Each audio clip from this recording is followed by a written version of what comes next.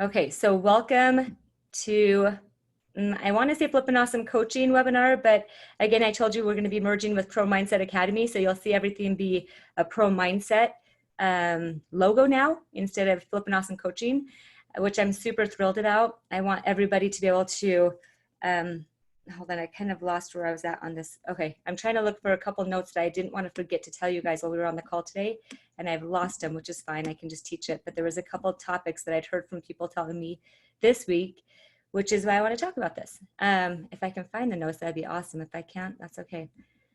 All right, well, I guess we won't talk about it. We will, but we're not going to talk about the notes that I had.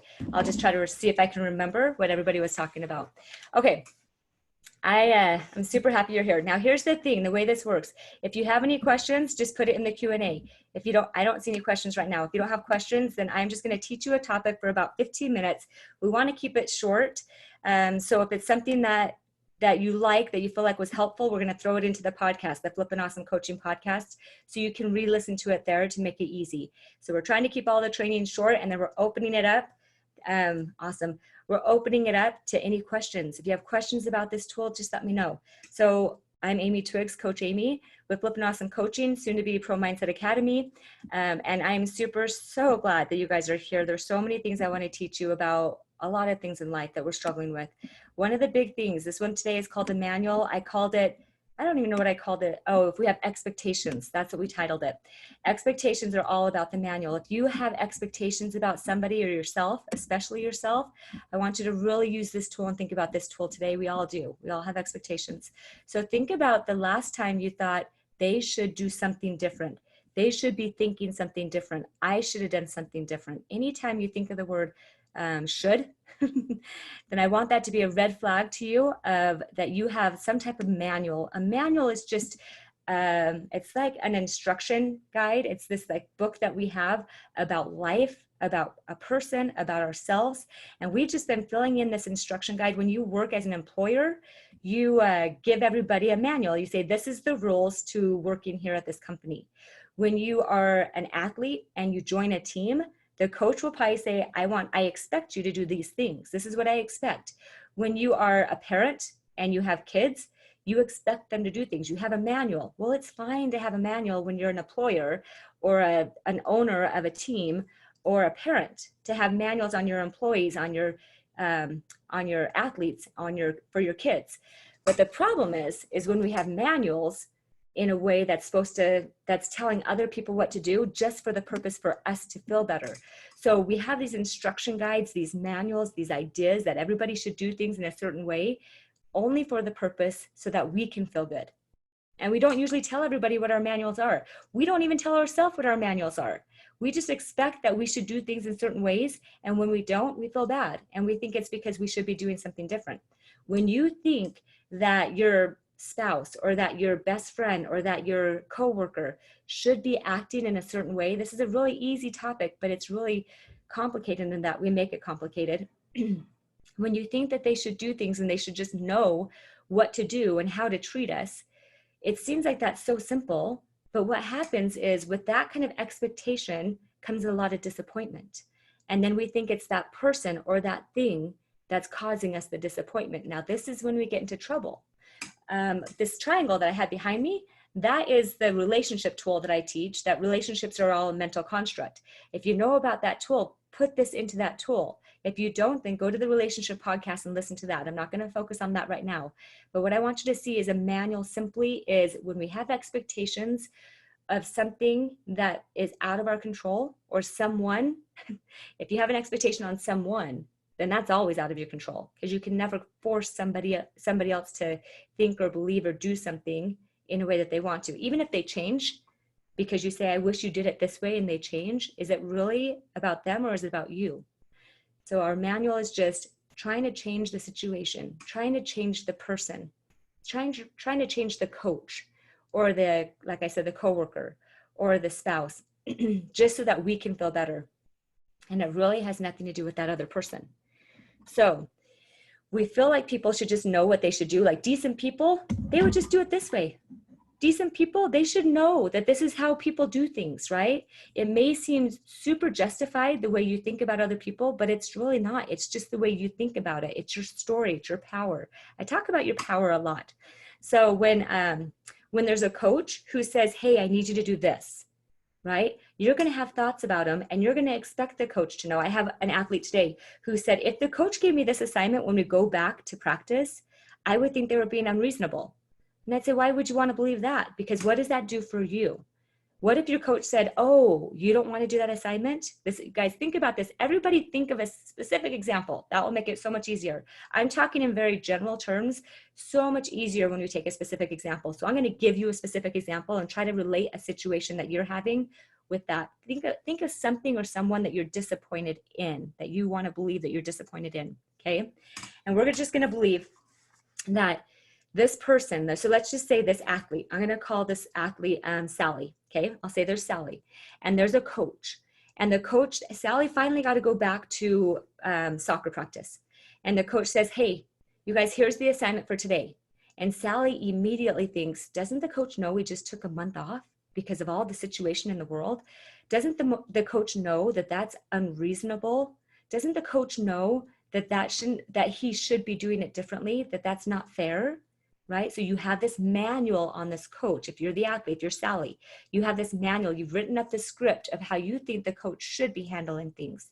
You've written up this script essentially of what the coach should have done instead of what they did do. And so now your script doesn't match the coach's script. And so there's discrepancy. That causes disappointment, that causes annoyance, that causes irritation and frustration. And what we want to believe is because they don't see it the way we see it, that the coach is the cause of our frustration. The coach is causing me to feel uncomfortable and frustrated and annoyed and pressured. Okay. The problem is when you do that, you're giving all your power to the coach. And the problem is when you do that, you're not recognizing that the truth is you just have expectations on the coach that are about you feeling better and has nothing to do with the coach. So do you see how this tool kind of twists things a little bit? A manual is just something that we create, a list of they should do it this way, they should do it, they shouldn't do it this way. And it's like this nonverbal written contract that you're assuming everybody signed off on. And when they don't show up in the way that you think they should, then you're mad at the person, thinking it's a person who's causing you pain. Does that make sense? Anybody have questions? Wait, let me see if there's any. I'm looking at the chat box because I want to make sure I'm not losing anybody. Manuals are pretty simple to say, yeah, I want my kid to do this so I can feel better. Is that really in the best interest of your kid? Or is that in the best interest of how you're feeling? Or what is going on? You want to be very clear on why you're choosing what you're doing. A manual is just an instruction guide of expectations that we put on someone in our life, that we want them to behave in a certain way so we can be happy. Okay, that's all it is. And again, we don't usually tell them what it is that's in our manual. We just assume they should know. If they're decent people, they should know that that's not going to make me happy, right? And we don't even usually realize that that we have these manuals, and we think that the person is the one that's causing us pain when it's just our manual. I want you to really, so this athlete, Sally, let's just go back to her. Sally has a manual on the coach saying he should know better. He should know that that's too much. He should know that we can't do that yet because we haven't worked out the way we usually do for 4 weeks. And then all of a sudden, who feels terrible? Not the coach. That's what I was saying in the title for this one. Expectations are about you. They're going to make you feel better or feel worse, not the coach, not the thing, not the person. Right? If you have an expectation that the coach should change it, then you're going to feel like something's not right and you're going to feel a little bit less energy, and then you're not going to work out as well and you're not going to do what you think you should do, and then it's the coach's fault that you didn't do it. Do you see how it's easy to blame the person who doesn't even have an issue here? Okay, you have this manual and you go, wait, he should do it different. And then you feel frustrated. And then you don't show up the way you could for practice because frustration doesn't give you as much energy. And then you don't do the skills and the drills the way you could. And then the result is you should do it different, not the coach. The reward for you is that you're now living a life that's not the best version of you because you did not do what you could have done in the action part of your practice. All right. Everybody clear on that? It's a pretty simple tool. Let me just give you a few more ideas of things that maybe you think are just common, but maybe not. Things like when you reach out to somebody, like if you're a business person, maybe you think they should call me back when I call them. They should be respectful of my time. They should remember that today's an important day for me. They should remember that I said I had these appointments. They shouldn't be asking me if they could have meetings with me, or the coach shouldn't be asking me if I could be doing these things. If you're a parent with kids, sometimes we put manuals on our kids that are really important, but sometimes we put manuals on the kids to make us feel better, and it has nothing to do with kids. They shouldn't be complaining.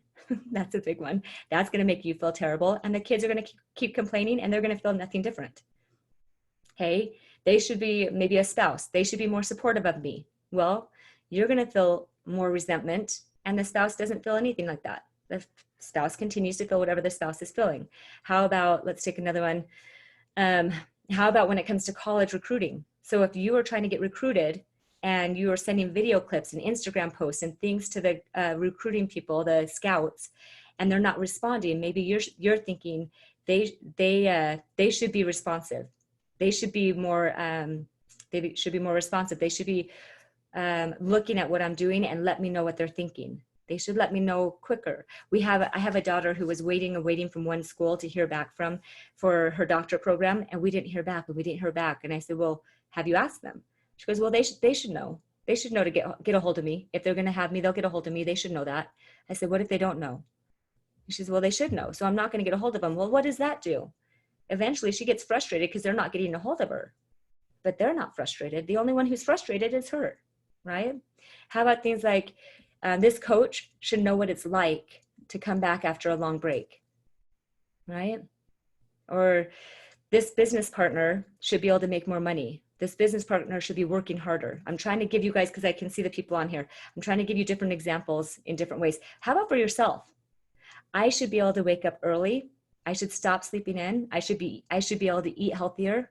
I should stop wasting my time, right? I should stop being so unmotivated. I shouldn't be complaining. I shouldn't be wasting time. I shouldn't be on my phone so much. I shouldn't be watching. These are just manuals that we give to ourselves. And then how do we feel about ourselves? Well, then we judge ourselves. Then we think less of ourselves. And then we have less energy, and we take less action, and we continue to say, I'm not enough. I should be better. I should be more. Really? What if none of that's true? What if you drop the manual on other people and you drop the manual on yourself? What if you should be doing exactly what you're doing right now?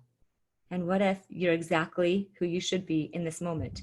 And what if nothing has gone wrong and nobody needs to change the way they are for you to feel better? So I want you just to think about the problems with manuals is that it takes away from you. It takes away from your ability to behave the way you want to behave as the best version of you, because it drops your energy, okay? There's nothing that you ever have to do. But that also means that there's nothing that anybody else has to do for you, okay? A lot of times we think that they should do these things. No, they shouldn't, and they don't have to. Now, if you're an employee with a boss and you don't do the things that he said are in their manual, then what's the worst that can happen? You'll get fired. So yes, you have to do things if you want to keep that job, but do you need to keep that job? It's up to you to decide. So when you set up a manual for people, you're setting yourself up for disaster. You're setting yourself up for disappointment. And the truth is, we are all responsible for creating our own emotions. Nobody can make us feel better. We just think if the world acts the way we want the world to act, then we'll feel better. And that's not the way it works. We think somebody else should be responsible for meeting our needs, but that's not the way it works. If we do that, we're setting ourselves up to be sorely disappointed. Okay? Anybody have questions? And I'll tell you how to let go of a manual. So how do you feel good about what you are doing, knowing you desire to do things different? Okay, this is beautiful. This is how to let go of a manual exactly. We're going to go right into that. How do you feel good about what you are doing? First of all, we think doing something makes us feel good. What we want to do is just feel good because we know we're in control of feeling good. How do you feel good? What emotion would you want to feel? Let me just ask you that, but let me finish your question. Knowing you desire to do things differently without self-sabotage. I mean, the process of going from where you are to where you want to be essentially is what it looks like, where you desire to be, right? Okay, I'm let's say Right now, I'm waking up at 5 o'clock in the morning and I'm doing 20 minutes of exercise. Where I want to be, for me, for my brain, is I want to start including a little bit of stretching routine. Okay, so I'm just going to give you an example so we have something concrete. How do you feel good about going from where you are? Well, where I am right now is I wake up and do 20 minutes of exercise. Where I want to be is I want to include stretching so I cannot lose the flexibility, because that's just part of the way I believe helps my body function better. I haven't added that 10 minutes. I've had that as one of my goals for months. When you don't do something and you think, if I did this, I would feel better, I want you first to ask yourself, number one, you do exactly what you want to do. That kind of sounds cruel in some ways, maybe. We all do exactly what we want to do. So what you want to do for this, what you're asking, how do you feel good about it? Number one, feel good about what you're choosing to do. If you're choosing not to, for me, not to stretch, I'm choosing not to stretch every day. And my head's like, oh, you should really stretch. I'm all, no, I got to go do other things. I'm choosing to go do something that I want to do instead of stretching. I'm not choosing to stretch because I don't really want to. That's the truth. If I really wanted to, I would stretch. It wouldn't be a problem at all. I may not want to, but I'd be willing to. If I really thought that was important, I would do it. Okay, I should probably separate the want and the willingness. I want to be motivated on a good schedule. Okay, so awesome. You're going on. Let me just go on with this question. So I want you to see number one, do you really want to? Now there's a difference between wanting to and committing to. Do you know what I'm committed to doing? I'm committed to making breakfast for my kids at 6:15 in the morning. If I wanted to stretch, I'd probably wake up 10 minutes earlier to add that to my routine. Do you know what I haven't done? Woken up 10 minutes earlier. I'm not committed to stretching. I am committed to my family breakfast. That's just what I decided. Do I love making breakfast for my family? No, not always, but I'm committed to that time schedule for myself. So essentially, I do want to do that. So what you're saying is, how do I feel good about doing what you're doing right now and getting to someplace different to where you want to be? You have to feel good about where you feel right now. If you're just getting up right now and it's 12 o'clock in the afternoon, whatever time it is for you, if you're just getting up, good job. What you want to do is have a thought like, I'm a human being, and humans sometimes sleep in, and sometimes humans sleep in day after day after day, and they're okay with that. And then you get to a point where you're like, some people don't like to exercise and eat healthy. I'm just assuming this. And yet they do anyways. I'm a human. Maybe I can figure out a routine that I'm willing to do. The biggest thing I will encourage you when you're trying to go from here to there, A to Z, not A to B. You're trying to go from A to Z. You desire to be at Z and you're at A. If you're trying to get to Z, I promise, you know what you're going to do? You're not going to do any of it. We need to get you from A to B. What I want to tell you I want to be motivated to be on a good schedule. Well, what is one little thing? And you said, wake up early and homeschool all the kids and exercise. So you're going from A to Z, keep a clean home. And sometimes it all feels so overwhelming. So I stay where I am and I keep feeling blah. That's exactly what I'm saying. You have a manual for you that you should be somebody who wakes up, homeschools, has a good schedule, exercises, cleans your home, and makes it so you don't want to do anything because you're trying to jump to some place that's unrealistic for your brain. And you'll have willpower for like a day or two to get you there, but willpower is gone really quick. What do you need to do? Let's pick one of them. You want to wake up early? What time do you wake up right now? Say it's 8 o'clock. Well, let's try waking up at 7:50. Put on your alarm. And what I like to say is when you want to wake up at 7:50, what your brain's going to do in the morning is go, 10 minutes doesn't matter. Just wake up at 8. Just stay in bed for a few more minutes. And you're going to put on your phone, I'm not going to want to wake up. But I already told myself I will, so I'm going to 7:50. It doesn't seem like it's going to do much, but 10 minutes day after day, 10 minutes of getting up and stretching, like for me, is going to make a huge difference. 10 minutes seems so insignificant, but it's insignificantly significant, you guys. A to Z never works. We'll quit and give up, and then we'll feel worse about ourselves. A to B almost always works, except your brain's going to get bored and tell you why it's not doing anything, why it's not getting you forward. Okay, you got to watch that lower brain. So how do we let go of the manual for ourselves without self-sabotage? Well, you got to, number one, know what your brain's going to tell you. The first step is to realize that you have these manuals based on, for you, because you think you're going to be happier when you do all these things. We have these manuals on other people and recognize that we have those because we think it's going to make you, can you give a weight loss example? Yes. we think it's going to make us feel better if everybody, I'm going to finish this one thought that I had, and then I'm going to go to the weight loss example. Perfect. One that I have for you who are athletes, who have coaches. If we have a manual that a coach shouldn't do stuff, what I want you to switch it to is a thought like, I shouldn't do this. I shouldn't be complaining because now I'm wasting time from the practice that I could be creating to become a better athlete. So that was just one thought I wanted to leave with the athletes, okay? If you ever have a thought like the coach is wrong, the coach shouldn't do this, it's his fault that I wasn't able to succeed, you go, I shouldn't do it. You switch it back to you. Always switch it to you. Now, that's just one thing I wanted to leave with you guys. Okay.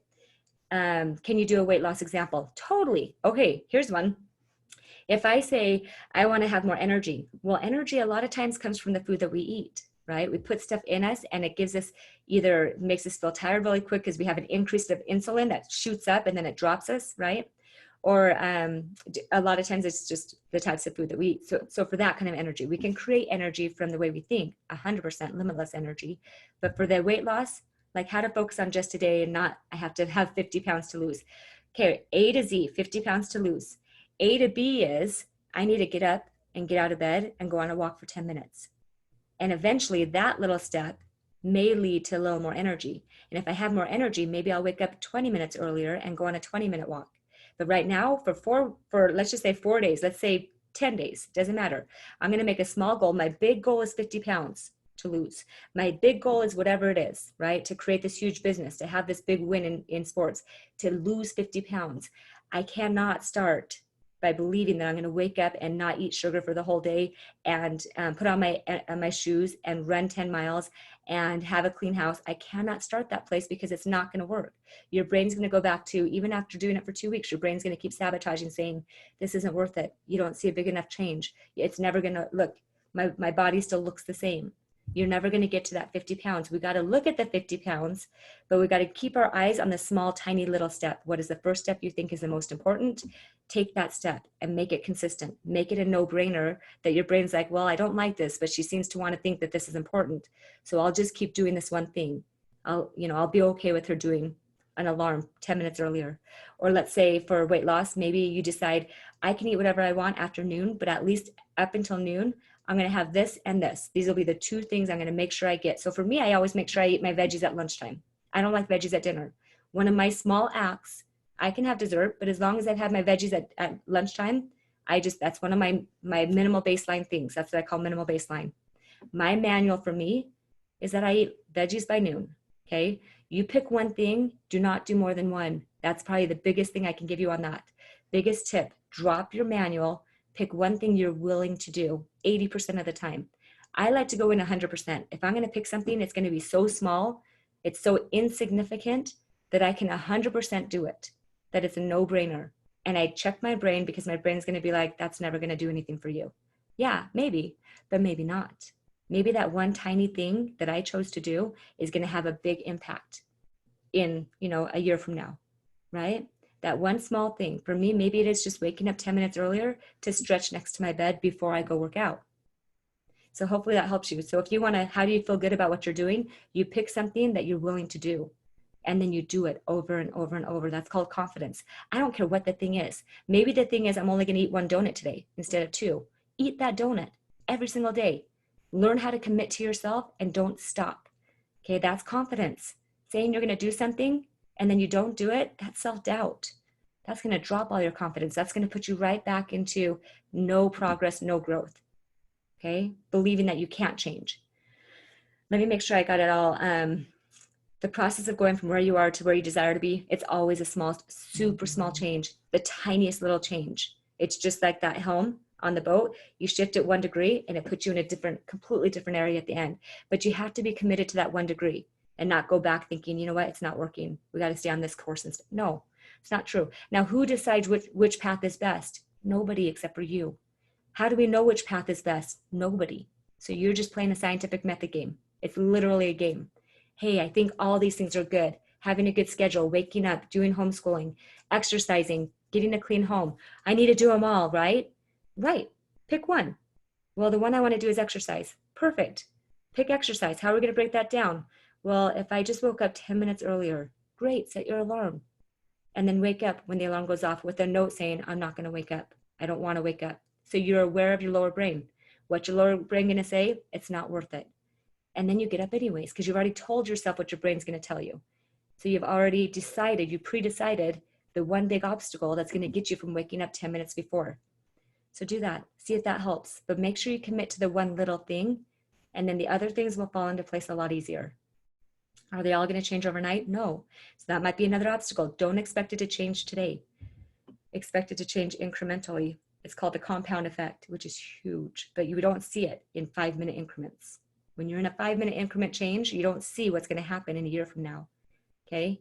Hopefully that helps you with that. The manual, you guys, is huge for yourself. I like to call manuals on everybody else, because then I get disappointed with people and I'm like, oh wait, they don't feel it. That's why I say your expectations only change you. Your expectations of something else only makes you feel usually less energy. Okay. If you look at a social media feed and you're watching it and you're like, oh, they shouldn't have posted that. How do you feel? Judgmental. What does judgmental do for you? It decreases the way you're going to show up for your life. So then you should probably not be doing whatever it is you think they should be doing. They shouldn't do something and neither should you. It's just a judgment, right? It's just a manual. So if I say manual, you know what it is now. It's just about you feeling better by believing something else should be different. Well, if it was like that life, if I was like that, then I'd feel better. No, you have a manual on life, and then you get to decide what you want to think about you. Drop the manuals, you'll feel a lot better. So hopefully that helps you guys. Do you have any other, did that help? Do you have another question about the weight loss example? You good with that one? 50 pounds, you guys, I want you to think about this. If you are right here and you want to lose 50 pounds, think of it like in sports. If you're right here, you're at home and you're thinking, I had 3 people today who said, I can't do anything because I'm at home. And I said, oh, really? Where do you want to be? Well, I want to be here. Well, what could you be doing to get closer to there even while you're at home? As soon as you have questions like that, your brain's like, oh, I could probably do this and this and this. Like, it's super easy to find solutions. But when you're not considering what's possible, then your brain's just going to go to, I can't do anything. Well, that's not going to get you closer to 50 pounds off, or your big goal in sports, or your big business goal. It won't do anything for you as your connection as a mother to your kids. That's a big goal. What can you do right now? I can tell you one thing that one of my kids likes. He likes when I close his door whenever I walk by, because our dog likes to go in and steal his hats. I can close his door every time I walk by. Simple. And guess what that does? Increases my relationship with my son. That was pretty easy, right? We can all do something. Do you guys have anything else? Any other questions? I want to give you, number one, if you want to learn how to get rid of the manual, is you have to be aware that you have one. Like I told you, anytime you feel yourself saying the word should, anytime you think that you should or they should be doing something, we like to say stop like shoulding on yourself, okay? Most of us can't even control ourselves. So we probably shouldn't be telling other people that they should be doing it different. We want to control and manage other people, which is kind of ridiculous because we can't even manage and control ourselves. So controlling our own behavior is hard. Trying to control other people is going to be infinitely harder because it's impossible. We think it's possible when somebody does something we ask, you're like, see, all I had to do is tell them how to do it, and then they do it. No, they just chose to take that action, maybe because they wanted to avoid the pain of you getting mad, right? So they were trying to feel better too by taking action. But what kind of relationship is that? So take responsibility for how you feel, no matter how other people behave. If you're trying to get other people to behave different, it's only because you want to feel better. Take your own responsibility back, and that's going to make you feel empowered, and it's going to make you feel happy, and it's going to make you feel more connected to other people, and you're going to have better results in your life. And it doesn't mean that you have to stay in the same relationships or that you have to do the same things. You may change it all, but not because you're trying to change them. It's just because you want to change you. And you feel better when you take responsibility for how you're feeling. And don't think anything else can do that for you. So be aware of it, of the manual, and then you can start dropping it. That's always the number one way to get rid of the manual, is just be aware. All right. When you see it, then you're like, oh, I'm doing one of those should things. I'm doing one of those things where I think they should be different. This should be different. This is too hard. I wish it was different. It should be different. Just realize as soon as you think that, your energy is going to drop, and it has nothing to do with them, and they're not going to feel that disappointment. All right. I didn't see anything in chat, so I think we're good there. Okay, you guys, hey, thank you for your questions. And just realize that most of us have manuals on everybody around us. We sit there and we people watch, we social media watch, And we have manuals constantly like, oh, they should have done this different. Oh, they misspelled this word. They should know better, right? We constantly have manuals. If you can drop the manuals, you will feel better because you'll be in control of you. Instead of controlling other people or other things, get back in control with you, and then you're going to feel better. Just be aware of whenever you feel the word should coming up. Okay. All right, you guys, I think anybody, we're good. Okay. Have a flippin' awesome day. Pop on the call tomorrow at 3:30 Mountain Standard Time, and you can listen to Coach Stacy. Okay. Bye, guys.